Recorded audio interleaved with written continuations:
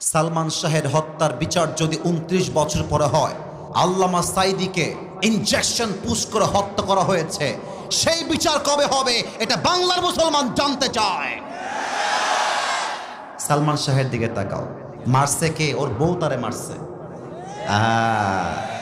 বাবুরা, নারী জাতি সম্মানের জাতি, মায়ের জাতি, সম্মান করবা, বাট বিশ্বাস সব নারীকে করতে গেলে বাস খাবা, আর কিছুই খাবা না।